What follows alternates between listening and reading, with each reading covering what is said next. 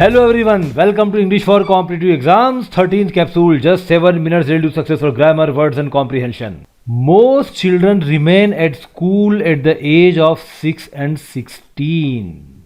Most जब होता है superlative, then इसके पहले आता है the.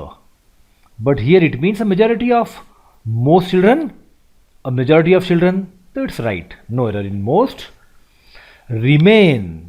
रिमेन के दो मतलब होते हैं, to have something in the end, जो लास्ट में बच जाए, और स्टे एट अ प्लेस और इन अ स्टेट, जैसे रिमेन सीटेड, इसी अवस्था में रहना, किसी स्थान पर रहना या किसी अवस्था में रहना.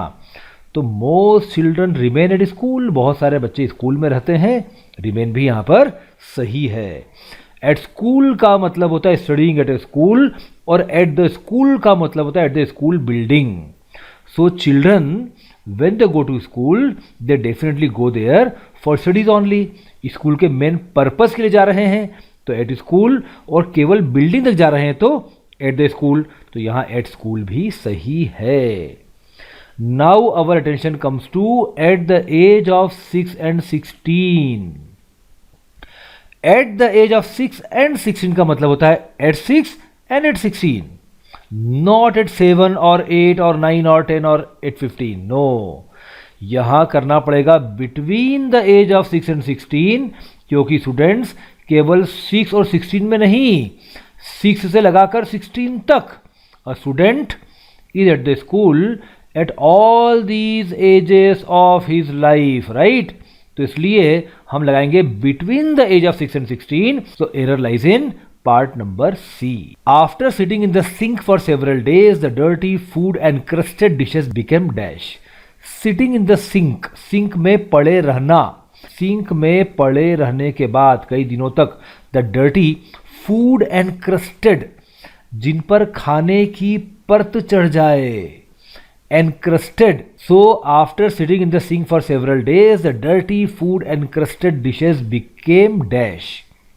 कई दिनों तक सिंक में रहने के बाद गंदी खाने की परत चढ़े बर्तन हो जाते हैं. मेलोडोरस का मतलब होता है हैविंग बैड ओडर, जिसमें से दुर्गंध आने लगे, बैड स्मेल. प्रिवेलेंट मतलब एग्जिस्टिंग,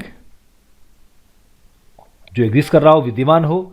इंपोजिंग जो बहुत ही कमांडिंग हो, जो बहुत ही अपनी बातों को दूसरों पर इंपोज करता हो. परफोरेटेड हम पहले देख चुके हैं, विद होल्स, जिसमें कई सारे होल्स हो जाएं. एंड एम्फेटिक मतलब वेरी इंप्रेसिव, वेरी इन्फ्लुएंशियल. तो क्या होगा, बर्तन जब बहुत समय तक पड़े रहेंगे सिंक में, डर्टी भी होंगे, फूड एनक्रस्टेड भी होंगे, तो क्या हो जाएंगे. You are right, the only option possible is malodorous, उनमें से दुर्गंध आने लगेगी. Comprehension of the day. The problems farmers face are not only result of vested monopolistic interests but are rooted in larger structural conditions that significantly weaken their terms of engagement in agricultural markets. The former may be addressed by regulatory intervention, but the latter will need location-specific policies, well-directed investment, and well-functioning agricultural institutions. Taken from the Indian Express 22nd May editorial page. The problems farmers face का मतलब होता है the problems that are faced by farmers, कृषकों द्वारा face की जाने वाली समस्याएं. Vested interests, निहित स्वार्थ, निहित हित. Personal interest involve in the case, जब किसी के कुछ पर्सनल इंटरेस्ट इन्वॉल्व हैं तो वो उसके वेस्टेड इंटरेस्ट्स हैं. मोनोपोलिस्टिक इंटरेस्ट्स, ऐसे पावर्स जो पूरे मार्केट फोर्सेस को कंट्रोल करना चाहते हैं. मार्केट फोर्सेस मतलब डिमांड एंड सप्लाई, जो दोनों मिलकर मार्केट में प्राइस का डिटर्मिनेशन करते हैं. यदि कोई मोनोपोली क्रिएट करना चाहता है, इन्हें कंट्रोल करना चाहता है, तो they are monopolistic interests. Rooted in larger structural conditions, to be a result of basic structure और the manner of doing something. देखिए, लार्जर स्ट्रक्चरल कंडीशंस, जिस तरह का ढांचा, जिस तरह का इंफ्रास्ट्रक्चर इन प्लेस है, उसी में कुछ समस्याओं का यदि रूट है, तो वो कहां से आती है? वो रिजल्ट है बेसिक स्ट्रक्चर का या किसी काम को करने के बेसिक तरीके का ही आउटकम है। टर्म्स ऑफ एंगेजमेंट का मतलब होता है बार्गेनिंग पावर, मोल भाव करने की शक्ति। If you are able to negotiate then you have favourable terms of engagement. The former पहले वाला, द लेटर बाद वाला। बिल्कुल सिंपल है, फार्मर होता है किसान और फॉर्मर होता है पहले वाला। लेटर होता है पत्र, लेटर मतलब बाद वाला, और लेटर का मतलब होता है बाद में। Right? So please pay attention to these small distinctions. May be addressed by का मतलब can be solved with the help of. This problem may be addressed by these video capsules. इस प्रॉब्लम का हल इन वीडियो कैप्सूल के माध्यम से निकाला जा सकता है।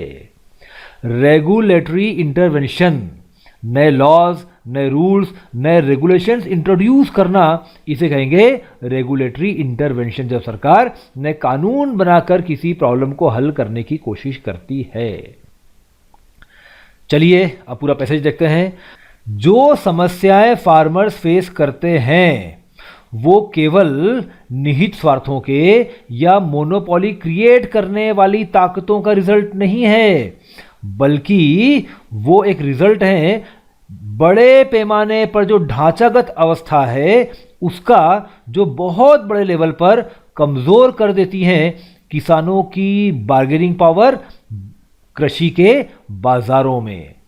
मतलब ऑथर कह रहा है कि एग्रीकल्चरल मार्केट्स में जिस तरह की स्थितियां विद्यमान हैं उनमें farmers are not able to bargain properly, और इसलिए उन्हें बहुत सारी प्रॉब्लम्स फेस करना पड़ती हैं। ये केवल निहित स्वार्थों का ही रिजल्ट नहीं है, पूरे ढांचे में गड़बड़ है। अब दो समस्याएं हुई। पहली कौन सी हुई? वेस्टेड मोनोपोलिस्टिक इंटरेस्ट्स, यह अभी पहली प्रॉब्लम हुई, और दूसरी हुई पूरे ढांचागत समस्याएं। अब द फॉर्मर, जो पहली वाली समस्या है, इसका हल निकाला जा सकता है रेगुलेटरी इंटरवेंशन से, कानून बनाकर। सरकार कानून बनाकर वेस्टेड इंटरेस्ट को और मोनोपोलिस्टिक इंटरेस्ट को बाहर कर सकती है। लेकिन जो बाद वाली समस्या है वो चाहती है लोकेशन स्पेसिफिक पॉलिसीज, क्षेत्र विशेष के लिए बनाई गई नीतियां, वेल डायरेक्टेड इन्वेस्टमेंट, सही दिशा के साथ किया गया विनियोग, and well functioning agricultural institution, और अच्छे से काम करने वाले कृषि के संस्थान। तो only law is not enough, हमको लोकेशन स्पेसिफिक पॉलिसीज बनाना पड़ेंगी, सही दिशा में इन्वेस्टमेंट करना होगा और अच्छे कृषि संस्थान खड़े करना होंगे। This is the opinion of this particular article. Thank you friends, देखते रहिए and get your success in 7 minutes daily. Thank you, all the best, enjoy.